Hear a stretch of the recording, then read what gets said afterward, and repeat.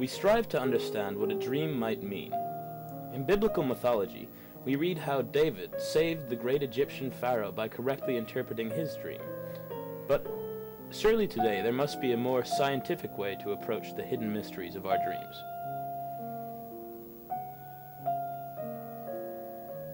Or is dreaming like great music, something that affects us, moves us to tears, or lifts our spirits in ways that science, as yet, cannot comprehend or explain?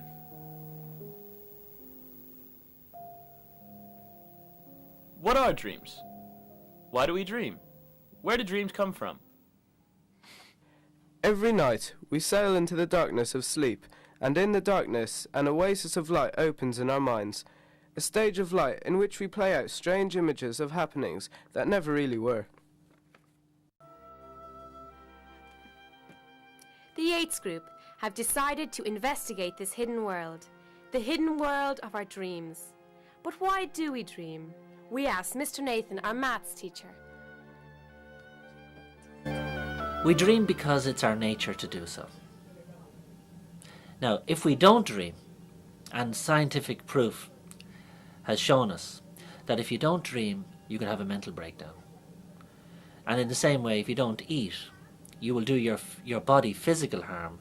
By not dreaming, you will do yourself emotional harm. I've been having this dream every single night. It's about, I was meeting Einstein, and he was very happy to see me, and he told me that I could solve this maths problem for him. And he was asking me, Einstein was asking me to solve a problem for him. I was very anxious and ambitious to do this for him, and deep inside my heart I knew I could do it. So eventually I went to meet him the next day, and he drew a sum up for me on the board, and I looked at it on the board, and I was trying my hardest to do this. And my maths teacher was going on in the background how bad I am at maths, and he's no good at maths, I can't do this. And eventually Einstein got very disappointed, and then he handed me a learner's sign.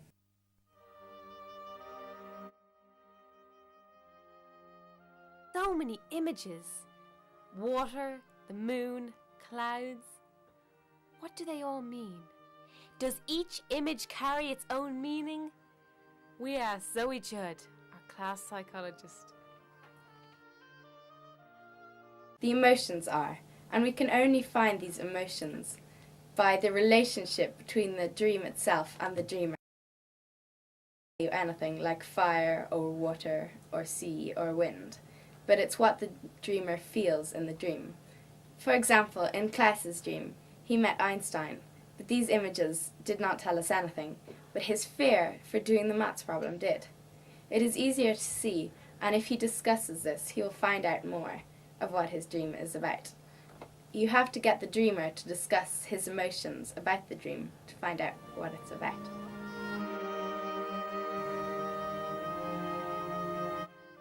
But maybe not all dreams can be explained away by problems we are having in dealing with our everyday routine.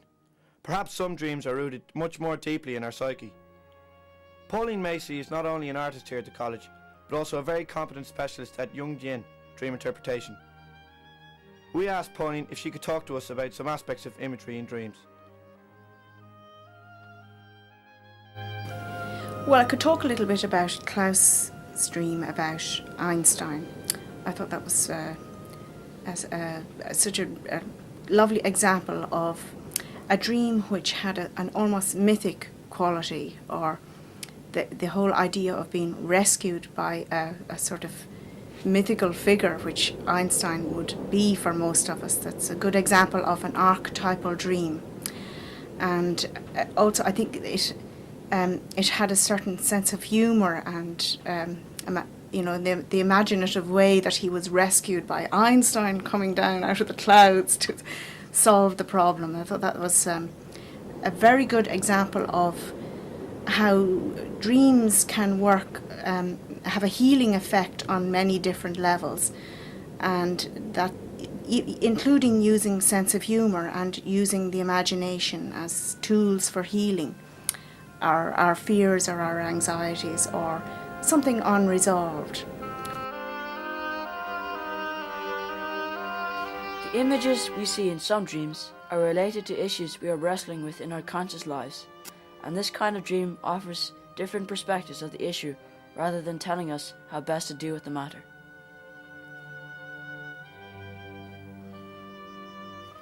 Other dreams are prophetic and give us glimpses into future events.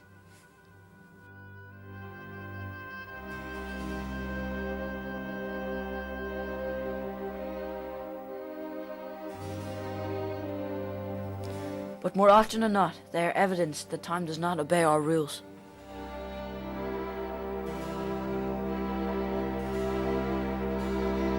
You have a dream about something that's going to happen in the future, as you put it. It isn't really telling you about what's happening in the future, but it's actually giving you clear evidence that the way we perceive time is faulty. Because there is no past, present or future.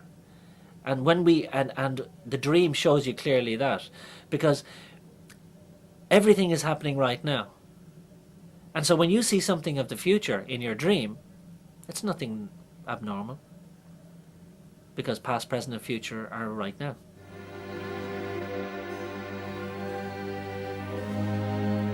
Past, present and future, all hidden from our conscious mind.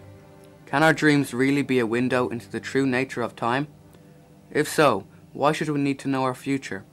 Is it not difficult enough for us to deal adequately with our present without also knowing our future?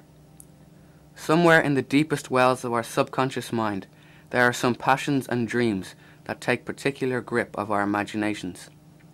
In them we seem to be surrounded by an internal web of frightening emotions, a universe of images veiled in fear and foreboding.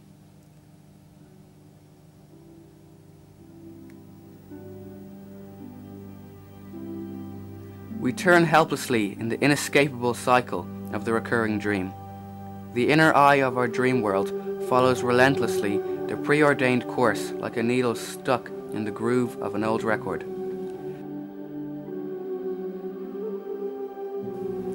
I have this reoccurring dream that there are thousands and millions of people on horseback coming over a hill attacking my village, and they're screaming and shouting, and everything's on fire, even the ground's on fire, and there's shouts of murdering and killing, and everyone's screaming and panicking, and then you can hear people praying and begging for mercy that all the killing will stop. And then the scene changes, and we're wandering across the wilderness, and no one knows where we're going. And then I wake up.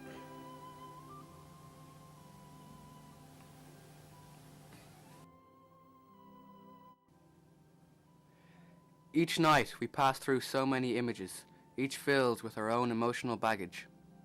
Our eyes see places we have never been and witness experiences far removed from our daily lives. What do these images tell us? Xavier Nathan.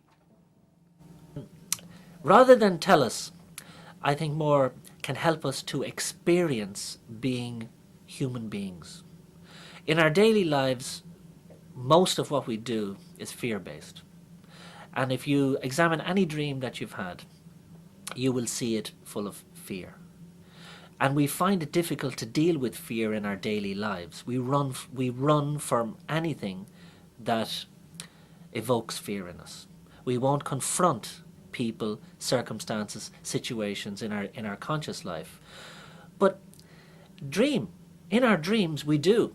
And it's a natural thing. We face them. We face horrific monsters. And of course, sometimes we're running from them and so on. But the main thing is we're actually experiencing fear. The fear that we run from and won't even bear to experience in our conscious lives. And I think that the dream world affords us feelings that we deny ourselves in our conscious life.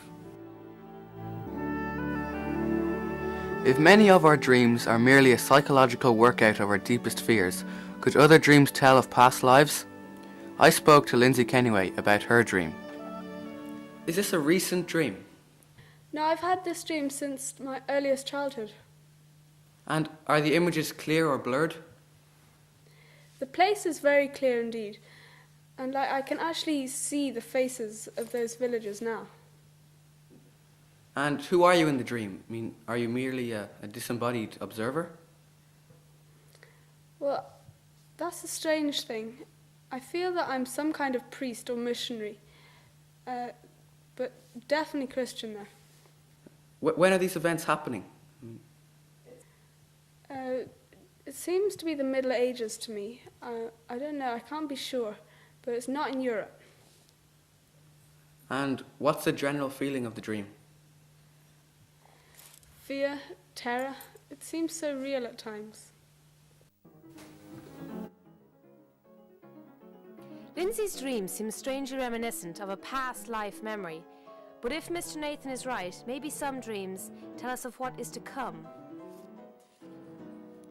Reuben Cope tells us about flying down a tunnel in a spaceship, which is more like a near-death experience than a real dream.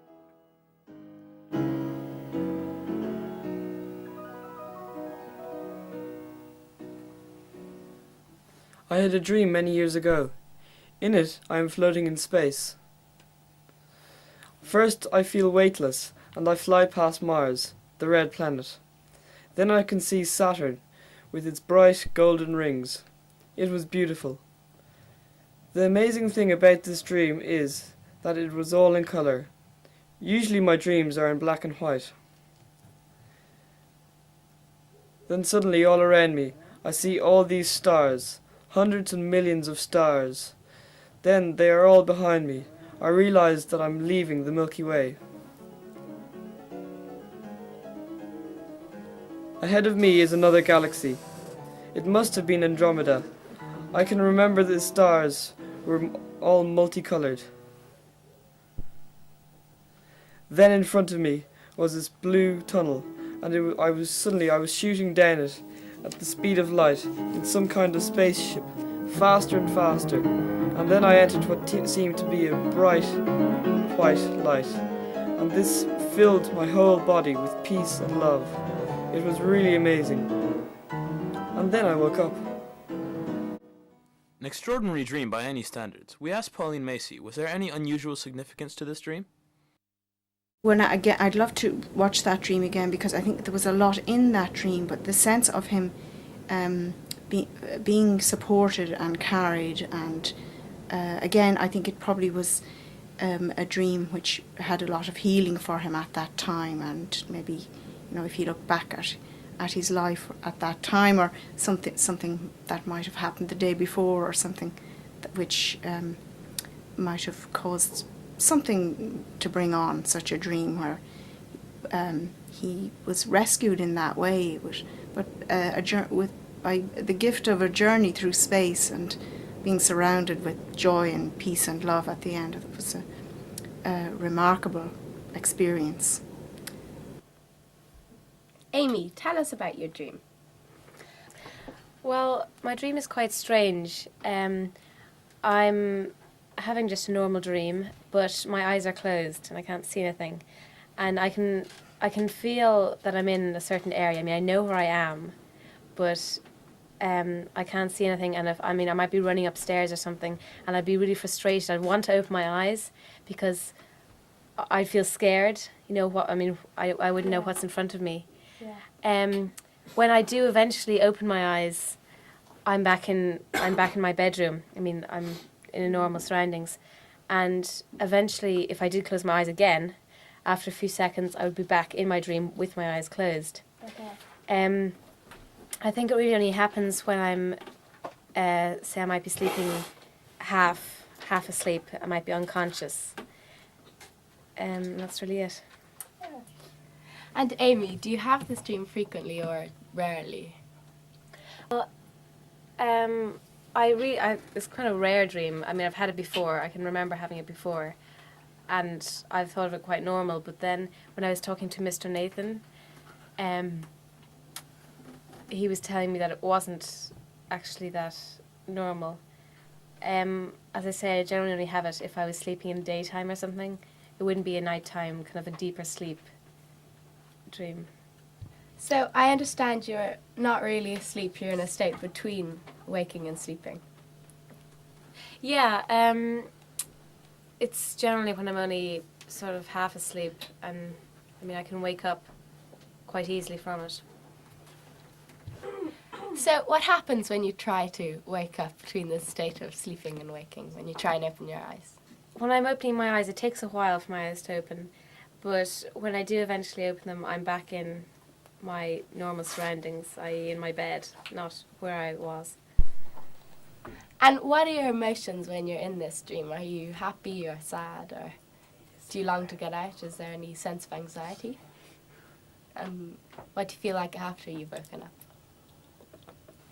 In the dream, I feel quite scared because I have this need to open my eyes. Generally, the dreams, they're not really happy dreams. They're kind of that I'm running away from someone or that I'm scared of something. So, you know, I feel as if I really have to open my eyes. So I wouldn't say they're very happy dreams. But, I mean, I'm interested in seeing how I know where I am without my eyes open. Where do you go in these dreams? Well, I'm not quite sure really. I really places that are familiar to me. I mean, I don't go to places which I've never seen before. So even though I know where I am, there are places that I've been before, or I go every day or something. Amy seems almost like a prisoner of her dreams, caught in some kind of paralysis, unable to see in the barren desert of darkness. She tries to open her eyes. But Zoe Judd feels that although quite an uncommon dream, there's nothing truly unusual about its interpretation.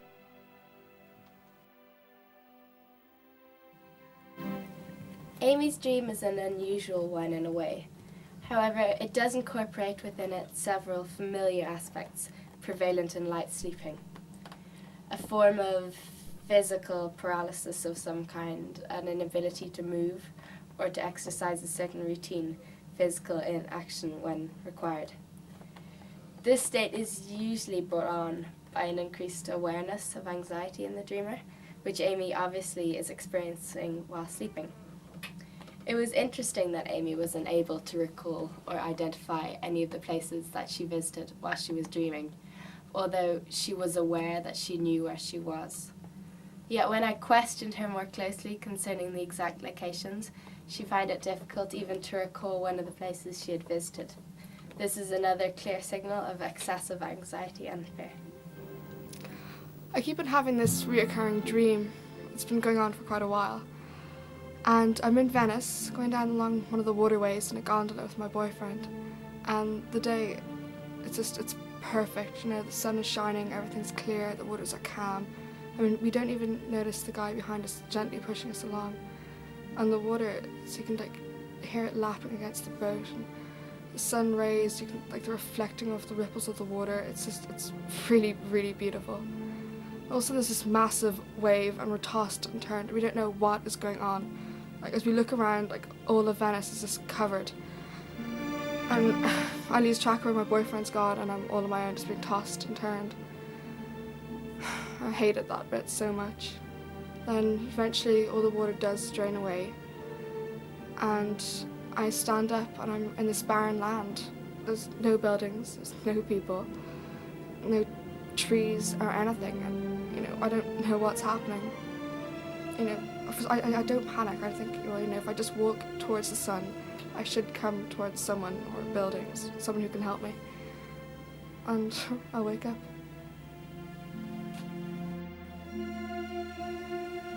Things are never what they seem in dreams. Sarah's dream of being in Venice with her boyfriend tells of her peace of mind, her happiness and contentment. The beautiful buildings of Venice reflecting the inner peace which this dream image evokes in Sarah.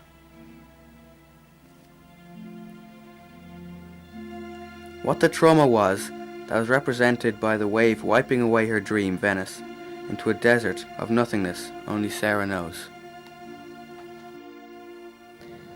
I had this dream that I was walking by a jail and all these hands were waving at me. Then suddenly I was in this forest. It was a beautiful forest with lots of trees and flowers. It was a spring day. I saw these lights glistening all around me, and I thought these were spirits.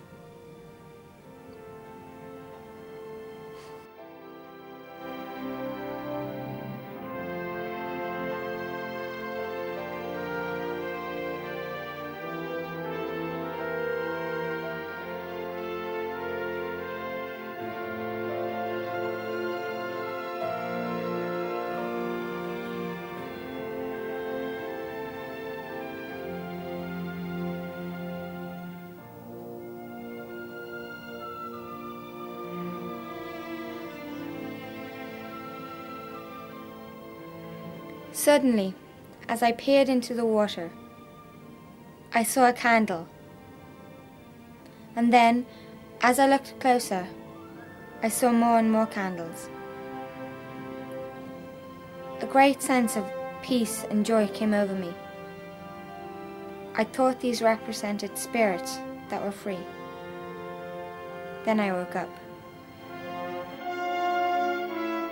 Karen's dream is that I'd like to ask her maybe what the candle represents to her, because what the candle represents to each of us might be slightly different. But it was a very powerful dream, and in fact the fact that it was so concise and so short and so immediate maybe was part of the impact that it has, or it was just like a powerful insight in a very short little dream. These are signals carried from the darkness of our subconscious mind into the garden of our conscious waking hours. Do these dreams pollinate our actions, helping us to blossom and grow? Can our learning be helped by the better understanding of our dreams? Dreams are excellent material if we want to discover what is creating certain physical or conscious states of mind. For example, a pupil might have a physiological impediment which prevents him or her from exercising his or her true academic potential. Here at St Columba's College, we're lucky enough to have Frances Heffernan, who helps children cope with any such difficulties. However, there may also be fairly serious trauma hidden deeply in a pupil's subconscious mind, which only dreams or hypnosis could reveal. I personally prefer the vehicle of dream interpretation, as when we use hypnosis, we might very well be calling up childhood memories or experience that the child or adult is not ready to deal with yet. Anyway, these trauma could significantly exacerbate any oral or visual deficit being experienced by the child in learning. I would definitely advise that dreams should most certainly be investigated as an important part in helping us overcome any psychological blocks we might suffer from our conscious brain activity. And the earlier is always the better. Earlier the better. But how early can we examine the dreamer? Surely only the stony laneways of our later lives leave their mark on our subconscious reservoir of dreams. Can we see behind the brambles of their minds into their shadow world? But do the murky clouds of doubt and fear hang over the lives of young children also? Do our childhood dreams affect our later lives? Do they help us to study our inner selves?